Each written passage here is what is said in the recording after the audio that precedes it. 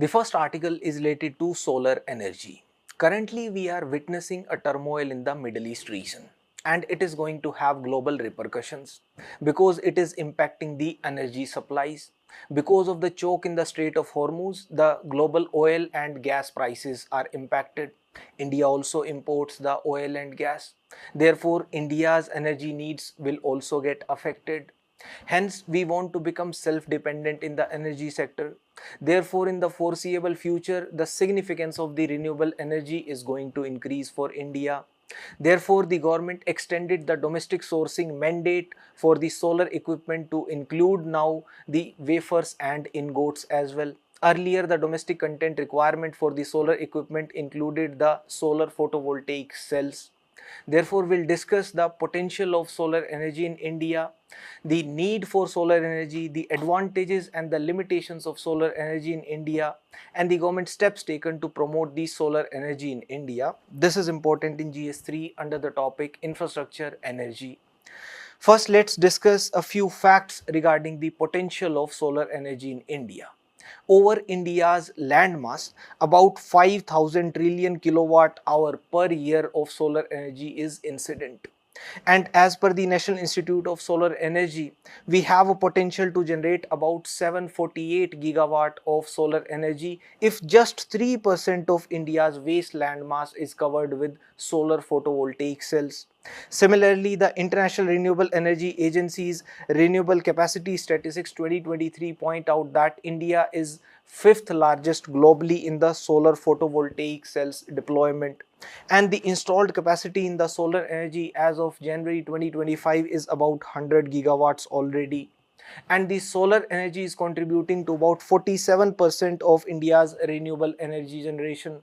Therefore, it is contributing towards achieving India's goal of establishing 500 gigawatts of renewable energy capacity by 2030, which is part of our Panchamrit goals. We also have the vision of achieving a net zero emissions target by 2070, again in line with the Panchamrit goals. Therefore, the share of the solar power, the share of the renewable energy in India's total energy mix has been increasing. The solar energy capacity has increased by more than 5 times over the past decade. The renewable energy installed capacity has increased by about 3 times over the past decade. Similarly, in India's electricity mix in 2010, the share of renewable energy was just about 16%, whereas in 2030 it is supposed to increase to about 50%. Now, where are we going to generate the solar energy? Where is the potential? The maximum potential we can see in the western part of India and southern India. For example, the renewable energy capacity in Rajasthan is followed by Gujarat and then Tamil Nadu and Karnataka. Now, how is solar energy utilized? How is the solar radiation utilized to convert it into electricity? There are two ways of using solar energy. First is the indirect use. The indirect use means that we are concentrating the solar radiation using mirrors, etc., and concentrating that in the form of heat, and therefore that heat using that solar radiation is used to convert water into steam, and that steam is used to drive the steam turbines and thereby generating electricity. That is the indirect usage of the solar energy, using the solar radiation to generate electricity via steam, via the thermal usage. Another method is the direct use of the solar energy to convert the solar radiation into electricity. That is done by using the solar photovoltaic cells, by using the solar cells which are using the semiconductor materials. The solar radiation comprises of the lights of energy, the packets of light energy known as the photons or light quanta. The photons behave like zero mass particles, therefore moving at the speed of light, whereas the solar cells, they are comprised of the semiconductor material. When the photons strike the solar cells, they are either reflected or absorbed, or they are allowed to pass through. The photons which are absorbed by the semiconductor, it is giving its energy to the electrons in the semiconductor material, thereby enabling it to generate electricity directly. That is, the solar radiation is utilized to directly convert it into electricity through the solar photovoltaic cells. Now, what is the need for solar energy in India? India is going to become an energy hungry country because there is an immense demographic dividend at our disposal. We are a growing country, we are a developing economy, we need energy for infrastructure generation, for the establishment of industries, for production activities, for transport and logistics, etc. Therefore, we are going to be the third largest consumer of energy across the globe.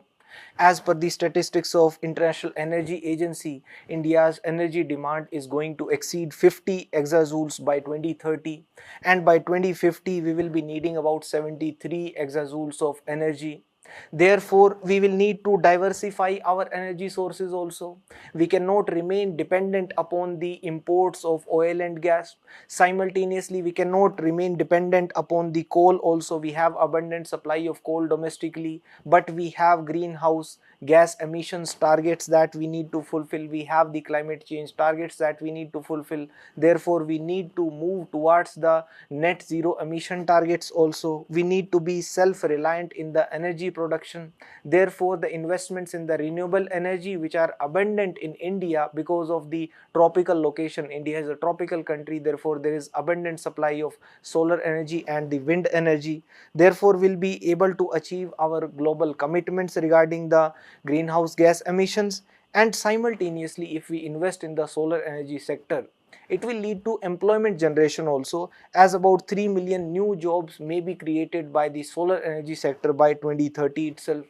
And also, the solar energy is a good, viable, feasible alternative option to the off-grid areas. For the remote areas where the grid connectivity becomes difficult, the solar photovoltaic cells, the standalone solar energy grids can also be installed.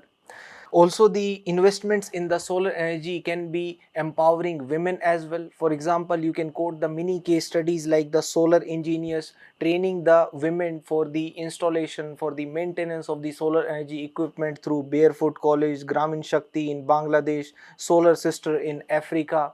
Similarly, in the Little Run of Kutch, the women salt farmers employed the solar pumps, which led to their incomes increasing by almost 90%. The We Care Solar in Uganda led to the usage of solar and subsequently reducing the prenatal deaths by almost 70%. The solar photovoltaic industry workforce in India comprises of almost 40% women, therefore providing them independence, economic independence as well as employment in the solar sector. Now, what are the advantages of the solar energy for India? First, it is a clean source of energy. Therefore, it will help India in achieving the health related goals, the sustainable development goals also. Secondly, it will help us in achieving the Panchamrit goals, which are to ensure that we have 500 gigawatt of renewable energy capacity by 2030.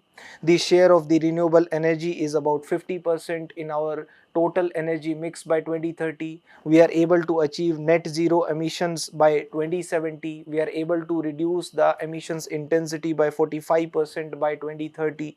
And there is no fuel cost here. There is the initial capital investment in the form of the solar photovoltaic cells. After that, the solar energy is free and it can function as a standalone system also. It does not necessarily need grid connectivity, and there is modularity as well. Therefore, it is easy to construct in different sizes as per the demand of the quantity of energy, and there is ease of installation also and minimal maintenance which is required, because there is no wear and tear of the system, because there are no moving parts. Similarly, it has a long operation life also, exceeding 25 years often.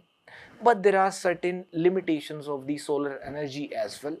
For example, the initial capital expenditure, that is quite high. The solar photovoltaic cells, they are costly, and there is the intermittent nature of the availability of the solar energy. For example, it is dependent upon the relative position of the sun and the earth. Therefore, the sunlight intensity changes. The intensity is higher during the summer months. It is maximum during the mid-noon sun, and the angle of incidence also varies, because as the relative position of sun and earth changes across the day. And similarly, during the monsoon season, rainy season, the cloud cover also reduces the production of the solar energy. Plus there is the problem of storage. Because of the intermittent nature of the availability of solar energy, the energy produced during the day has to be stored for its utilization in the winter months or during the night, etc. And the storage solutions are costly. For example, the lithium ion batteries, they are costly, and the other storage solutions are yet to be developed at an industrial scale. Similarly, the temperature of the solar photovoltaic cells impacts the generation of the solar energy, the electricity. As the temperature of the photovoltaic cell increases, its efficiency comes down. The solar photovoltaic cell efficiency in the conversion of the solar radiation to electricity is also quite low. It is just about 15 to 20%.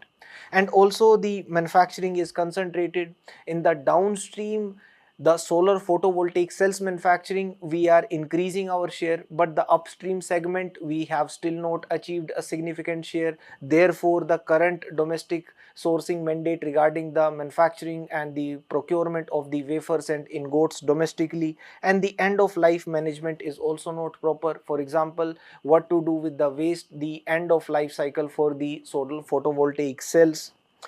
Now, what are the government steps taken up to promote the solar energy sector in India? The government launched the comprehensive national solar mission, and we have the PM Surya Ghar Muft Bijli Yojana. Under the Surya Ghar Muft Bijli Yojana, the rooftop solar installations are promoted. About 8 lakh have been installed, and the aim is to install 1 crore rooftop solar projects. And there is the production linked incentive scheme for the national program on high efficiency solar photovoltaic modules, so that the capacity for the domestic solar photovoltaic modules can be ramped up, and more the production, more the incentive given by the government to increase the volumes of production, therefore achieve ultimately the economy of scale in the solar photovoltaic cells production. There is a solar park scheme, under which the financial aid is given by the center to the states for the establishment of 50 solar parks having a capacity of more than 500 megawatt each, so that large scale solar parks can be developed by the states, hence the funds are given by the center. There is a PM Kusum scheme, through which the solar irrigation pumps are also promoted, incentivized for usage in the irrigation in the agriculture sector. India is also the pioneer of the International Solar Alliance. There are various viability gap funding schemes promoted by the government.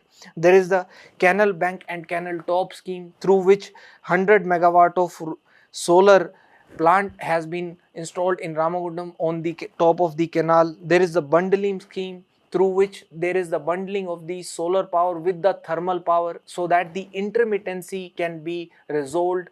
Whenever the availability of solar energy is not sufficient, then the thermal power substitutes for it, so that the grid is not overloaded. And there is the Atal Jyoti Yojana also, through which the street solar lamps are promoted. The other steps for the solar energy include the promotion of the FDI, the foreign direct investment, which will be 100% through the automatic route. And also there is a waiver of the interstate transmission system charges for the projects commissioned up to mid of 2025, so that there are no interstate transmission charges levied upon the renewable energy, the solar energy. Also there is the mandatory declaration of the trajectory for the renewable purchase obligations by 2030. If we are able to achieve the renewable energy capacity of 500 gigawatt by 2030, then there must also be compulsory purchase of that. Therefore the renewable purchase obligations upon the industries to purchase the energy generated through the renewable sources. Also there are standards for the solar photovoltaic systems and devices, so that when we are ramping up the production, the domestic production of the solar photovoltaic cells, we can export them as well if these standards are in line with the global standards. Also there are standard bidding guidelines, so that the purchase of the renewable energy, the solar energy, is done through competitive tariff based bidding, and the power is usually bought by the distribution companies from the renewable energy generation companies from against the letter of credit or advance payments, so that there is timely payment of the credit, so that there is timely payment of the dues to the renewable energy generation companies. There is a green energy open access rules 2022 and the green term ahead market. so that there can be the sale of the renewable energy power through the energy exchanges as well. There is a previous year question also that UPSC asked in prelims 2014 regarding the technologies for solar power production and photovoltaics. Please try to solve it. Now coming to the article, the requirement to use the domestically manufactured and domestically procured ingots and wafers, it will apply primarily to the government backed projects, utility scale projects, industrial projects and to schemes such as the PM Surya Ghar Muft Bijli Yojana. Till now, the domestic sourcing mandate largely covered the solar photovoltaic modules, whereas the components such as cells, the solar cells, wafers, ingots, polysilicon, they could be imported. But from June onwards, the solar cells will also need to be domestically manufactured. The solar cells used in the clean energy projects. The wafers, they are a critical part of the intermediate stage in the solar manufacturing value chain. First, the polysilicon is processed into ingots. The ingots are subsequently sliced into wafers. The wafers are used for the manufacturing of the solar cells. The solar cells are subsequently assembled into solar photovoltaic modules. Now, India has achieved significant progress in enhancing the solar module manufacturing capacity, the downstream part, but in the upstream segment we have faced challenges. The upstream segment of the solar manufacturing ecosystem faces challenges because of the capital intensive nature and the price pressures, the aggressive competition, aggressive pricing from China, and the existing PLI scheme although has covered both. For the solar photovoltaic modules, it covers both upstream, that is ingot, wafer manufacturing, polysilicon, and the downstream, that is solar cell and module manufacturing segments. Launched in 2021, the PLI scheme for solar photovoltaic modules aimed to install 65 gigawatt per annum of fully and partially integrated solar photovoltaic module manufacturing capacity. There is a mains practice question also. Discuss the potential and challenges of the solar energy in India. Additionally, evaluate the government initiatives to promote the solar energy in India. Please try to write it.